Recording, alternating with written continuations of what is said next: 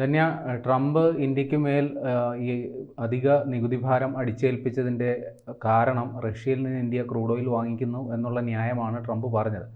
പക്ഷേ അതിൻ്റെ ഇടയ്ക്ക് ചില വാർത്തകൾ വന്നിരുന്നു, ഇത് ഇന്ത്യയോട് ഇത്ര വലിയ വിരോധം ഉണ്ടാകാനുള്ള കാരണം അദ്ദേഹത്തിൻ്റെ വ്യക്തിപരമായ താല്പര്യങ്ങളാണ്. കാര്യം ചൈനയോട് പോലും ഇല്ലാത്തൊരു സമീപനം, ഏറ്റവും വലിയ സൗഹൃദ രാഷ്ട്രം എന്ന് അമേരിക്കയുടെ സൗഹൃദ രാഷ്ട്രം എന്ന് കരുതി ഇന്ത്യക്കെതിരെ എടുക്കണമെങ്കിൽ ഇന്ത്യയോട് ട്രംപ് കൃത്യമായി പിണങ്ങി, അല്ലെങ്കിൽ നരേന്ദ്രമോദിയോട് പിണങ്ങി പിരിഞ്ഞു. അതിൻ്റെ കാരണം ഇന്ത്യ പാകിസ്ഥാൻ സംഘർഷമുണ്ടായപ്പോൾ അതിൻ്റെ ഇടനിലക്കാരനായി നിന്ന് സമാധാനം ഉണ്ടാക്കിയ വെടിനിർത്തൽ കരാർ ഉണ്ടാക്കിയെടുത്തത് താനാണ് എന്ന ട്രംപിൻ്റെ അവകാശവാദം ഇന്ത്യ അംഗീകരിച്ചു കൊടുത്തില്ല. ഇതിൻ്റെ ഒരു ദേഷ്യമാണ്, പകയാണ് ഇന്ത്യക്കെതിരെ ഇത്തരത്തിൽ ഒരു പ്രതികാര നടപടിയിലേക്ക് ട്രംപിനെ എത്തിച്ചത് എന്നുള്ള വാർത്തകൾ വന്നിരുന്നു. എന്താണ് ഇപ്പോൾ അത് സംബന്ധിച്ചുള്ള വിവരം?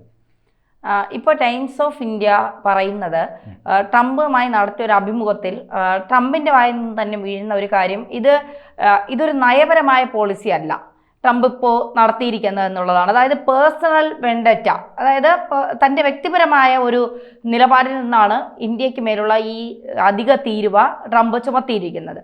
അതിൻ്റെ കാരണം എന്താണെന്ന് ചോദിച്ചാൽ, നമ്മളെല്ലാവരും കരുതിയത്, ഇപ്പോൾ പ്രേംലാലായിട്ട് തുടക്കത്തിൽ പറഞ്ഞതുപോലെ റഷ്യയിൽ നിന്ന് ഇന്ത്യ എണ്ണ വാങ്ങുന്നു, അതുവഴി റഷ്യയെ സാമ്പത്തികമായി സഹായിക്കുന്നു, റഷ്യ ആയുധങ്ങൾ വാങ്ങി ഉക്രൈനെതിരെ ആക്രമണം നടത്താൻ തീരുമാനിക്കുന്നു, അല്ലെങ്കിൽ ആക്രമണം നടത്തുന്നു. ഇതൊക്കെയാണ് ഒരു ആക്രമണത്തിന് റഷ്യയെ സഹായിക്കാൻ, ആയുധങ്ങൾ വാങ്ങാൻ ഇന്ത്യ കൂട്ടുനിൽക്കുന്നു എന്നുള്ളതാണ് ഇന്ത്യക്ക് മേൽ വലിയ രീതിയിലുള്ള പ്രകോപനം അമേരിക്കയ്ക്ക് ഉണ്ടായത് എന്നുള്ളതാണ് എല്ലാവരും വിശ്വസിക്കുന്നത്. അതിനുശേഷം വന്ന കാരണമാണ് ഇന്ത്യയും പാകിസ്ഥാനും തമ്മിലുള്ള സംഘർഷത്തിൻ്റെ പേരിൽ താൻ മധ്യസ്ഥ വഹിച്ചു എന്ന് പറഞ്ഞപ്പോൾ ഇന്ത്യ അത് അംഗീകരിച്ചു കൊടുത്തില്ല എന്നുള്ളത്. പക്ഷേ ഇപ്പോൾ പുറത്തു വരുന്ന വിവരങ്ങൾ അടിസ്ഥാനത്തിൽ പറയുന്നത്, കശ്മീരുമായി ബന്ധപ്പെട്ട വിഷയത്തിൽ, അതായത് കശ്മീർ വിഷയത്തിൽ ഇന്ത്യയും പാകിസ്ഥാനും തമ്മിലൊരു ഇത് നടക്കുന്നുണ്ട്, ഒരു ചർച്ച അല്ലെങ്കിൽ അത്തരത്തിലുള്ളൊരു പ്രതിസന്ധി നടക്കുന്നുണ്ട്. അതിൽ താൻ മധ്യസ്ഥത വഹിക്കാം, എന്നിട്ട് താൻ ആ കാര്യം പറഞ്ഞ് ആരെയാണോ സമാധാനിപ്പിക്കേണ്ടത് അവരെ സമാധാനിപ്പിക്കാം. അത് പക്ഷെ ലോകത്തോട് ഇന്ത്യ വിളിച്ചു പറയണം, അമേരിക്ക ഇടപെട്ടത് കൊണ്ടാണ് കശ്മീർ വിഷയം തീർന്നത് എന്നുള്ളത്. ആ ഒരൊറ്റ കാര്യം മാത്രമേ എനിക്ക് ആവശ്യമുള്ളൂ.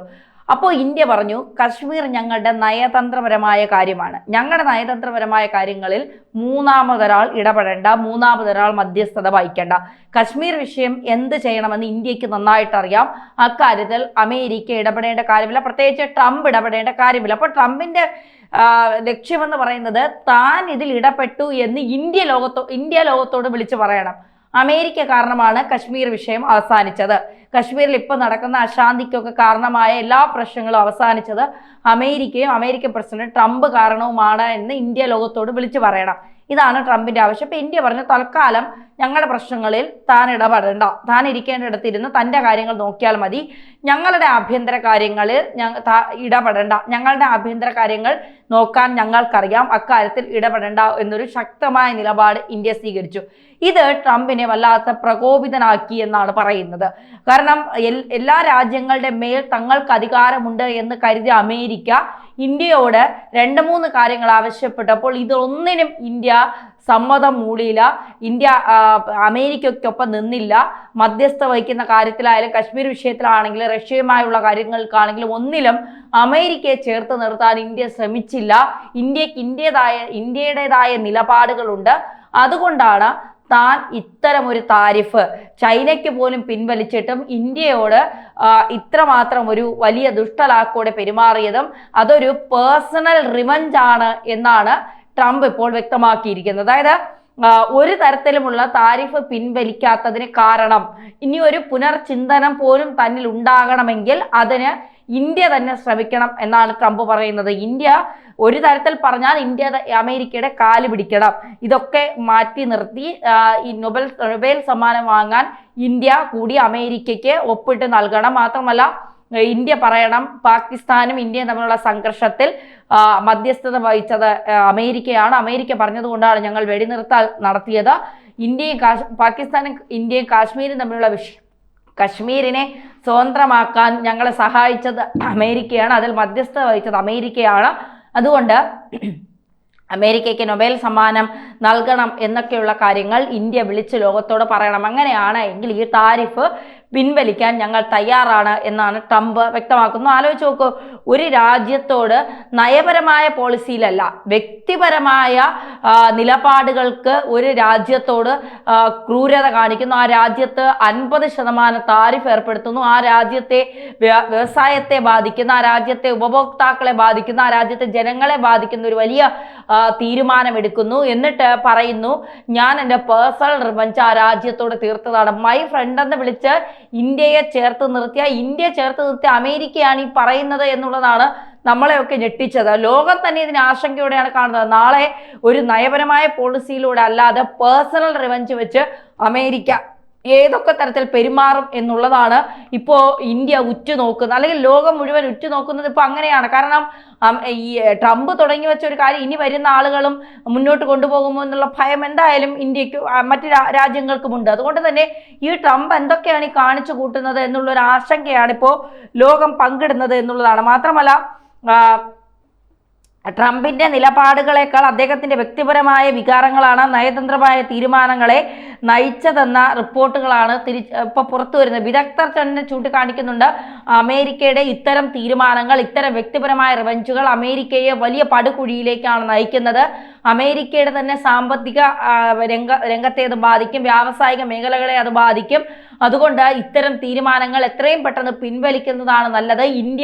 ഇന്ത്യയുടെ ആഭ്യന്തര കാര്യങ്ങളിൽ നമ്മൾ ഇടപെടാതിരിക്കുക, അതാണ് ഏറ്റവും ഉചിതം. മറ്റു രാജ്യങ്ങളുടെ ആഭ്യന്തര കാര്യങ്ങളിൽ നമ്മൾ ഇടപെടേണ്ടത്. പക്ഷെ ട്രംപ് അത് കേൾക്കില്ല. ട്രംപിന് ഇടപെടണം, ട്രംപിന് ഇന്ത്യയുടെ ആഭ്യന്തര കാര്യങ്ങളിൽ ഇടപെടണം. ആ ഇടപെടൽ നടത്താൻ ഇന്ത്യ സ്വാതന്ത്ര്യം കൊടുത്താൽ മാത്രമേ ട്രംപ് തീരുവ പിൻവലിക്കും. ട്രംപ് ഇപ്പോൾ ഇന്ത്യക്കെതിരെ മാത്രം അദ്ദേഹത്തിന്റെ വ്യക്തി താല്പര്യത്തിന്റെ പേരിൽ ഇത്തരം നികുതി അടിച്ചേൽപ്പിച്ചു എന്നുള്ള സംഗതി ഇരിക്കുന്നത്. അപ്പോൾ ഇന്ത്യ മാത്രമല്ല ഈ കേസിൽ പെട്ടു നിൽക്കുന്നത്. ബ്രസീലിനും സമാനമായ അനുഭവം ഉണ്ടായത്. ബ്രസീലിൻ്റെ മുൻ പ്രസിഡന്റ് ജെയർ ബോൾസനാരോയും അമേരിക്കൻ പ്രസിഡന്റ് ട്രംപുമായിട്ട് അടുത്ത സൗഹൃദം ഉണ്ടായിരുന്നു. ഈ ജെയർ ബോൾസനാരോ അവിടുത്തെ തെരഞ്ഞെടുപ്പിൽ പരാജയപ്പെട്ടു. അപ്പോൾ അതിനുശേഷം അദ്ദേഹം അവിടെ വീണ്ടും അധികാരം പിടിക്കാനായിട്ട് അവിടുത്തെ അങ്ങേരുടെ പാർട്ടി അണികളെല്ലാം അവിടുത്തെ സൈന്യത്തെ കയറി പതുക്കെ ഇളക്കി വിടാൻ നോക്കി. പക്ഷെ സൈന്യം ഒരു അട്ടിമറിക്ക് തയ്യാറായില്ല. അപ്പോൾ ഇത്തരത്തിൽ ഒരു അട്ടിമറിക്ക് ശ്രമിച്ചതിൻ്റെ പേരിൽ ഈ ചങ്ങാതിനെ അവിടെ പിടിച്ച് ജയിലിലിട്ടേക്കുക. അപ്പോൾ ഈ ട്രംപും ഇയാളും കടുത്ത ഈ ദേശീയവാദികളാണ്, കടുത്ത വലതുപക്ഷവാദികൾ എന്ന് വേണമെങ്കിൽ പറയാം. അപ്പോൾ ഈ രാഷ്ട്രീയപരമായി ഏകദേശം സാദൃശ്യമുള്ളത് കൊണ്ടും പിന്നെ ഇവർ അത്യാവശ്യം ചില ഈ വഴിവിട്ട പരിപാടികളൊക്കെ നടത്തി നല്ല പരിചയമുള്ളവരുമാണ്. അപ്പോൾ ആ തരത്തിൽ സ്വഭാവപരമായും സാദൃശ്യമുള്ളതുകൊണ്ട് ഇവർ തമ്മിൽ അടുത്ത ബന്ധം പുലർത്തി. ഇപ്പോൾ ജയർ ബോൾസനാരോയെ അവിടെ ജയിലിൽ പിടിച്ചിട്ടേക്കുന്നു, അദ്ദേഹത്തെ ഉടനെ മോചിപ്പിക്കണം, ഇല്ലെങ്കിൽ ഞാൻ നിങ്ങൾക്കെതിരെ 50% ടാക്സ് എന്ന് പറഞ്ഞിട്ട് ബ്രസീലിനെതിരെ നികുതി പ്രഖ്യാപിച്ച ആളാണ് ട്രംപ്. ഈ ജഗതിയുടെ സിനിമയിൽ ഈ വട്ടനോട് ആരെങ്കിലും പറ, ഈ ഡോക്ടറോട് ആരെങ്കിലും പറ എനിക്ക് വട്ടില്ല, അങ്ങനെ എന്തോ പറയുമല്ലോ, അതുപോലെയാണ്. അല്ല, ഇതിപ്പോൾ ട്രംപിന്റെ വ്യക്തിപരമായ താല്പര്യം അതവിടെ നിൽക്കട്ടെ. പക്ഷേ ഇതിന്റെ പിന്നിൽ മറ്റൊരു വശം കൂടിയുണ്ട്. ഇപ്പോൾ അമേരിക്ക പറഞ്ഞിട്ട് ഇന്ത്യ അനുസരിക്കുന്നില്ല, അല്ലെങ്കിൽ ബ്രസീൽ അമേരിക്കൻ ഭീഷണിയെ തള്ളിക്കളയുന്നു. ഇസ്രയേൽ ഏറ്റവും വലിയ ആജ്ഞാനുവർത്തിയായിരുന്നു അമേരിക്കയുടെ. പക്ഷേ ഇസ്രയേൽ പ്രധാനമന്ത്രി ബെഞ്ചമിൻ നെതന്യാഹുവും ഇപ്പോൾ ട്രംപിനെ അത്ര വകവെച്ചു കൊടുക്കുന്നില്ല. റഷ്യയും ചൈനയും രണ്ടും കൽപ്പിച്ച് രംഗത്തെത്തിയിരിക്കുന്നു. അപ്പോൾ അമേരിക്കയുടെ ഒരു അപ്രമാദിത്വം എന്ന് പറയുന്നൊരു സാധനം ഉണ്ടായിരുന്നു, നേരത്തെ ഉണ്ടായിരുന്നു. അത് അമേരിക്ക പറഞ്ഞാൽ തിരുവായ്ക്ക് എതിർവായി ഇല്ലാത്തൊരു കാലം ഉണ്ടായിരുന്നു. അത് ചോദ്യം ചെയ്യപ്പെടുന്നു. അതാണ് അമേരിക്കയെ സംബന്ധിച്ച് ഭാവി കാലത്ത് ഏറ്റവും വലിയ പ്രശ്നം ഉണ്ടാക്കുന്നത്. ട്രംപിൻ്റെ വ്യക്തിപരമായ താല്പര്യം അവിടെ നിൽക്കട്ടെ, പക്ഷെ അമേരിക്കയെ സംബന്ധിച്ചുള്ള ഭാവിയിൽ അമേരിക്കയായിരുന്നു പണ്ട് എല്ലാത്തിൻ്റെയും അവസാന വാക്ക് എന്ന ആ ഒരു സങ്കല്പം ഇനി ഉണ്ടാവില്ല. കാര്യം അമേരിക്കയുടെ നയങ്ങളെ തുറന്നെതിർക്കാനുള്ള പ്രാപ്തി അല്ലെങ്കിൽ അതിനുള്ള ധൈര്യം മറ്റു പല രാജ്യങ്ങൾക്കും ഉണ്ടായി. അതായിരിക്കും ഇനി വരുന്ന കാലങ്ങളിൽ ഏറ്റവും കൂടുതൽ ചർച്ച ചെയ്യപ്പെടുക.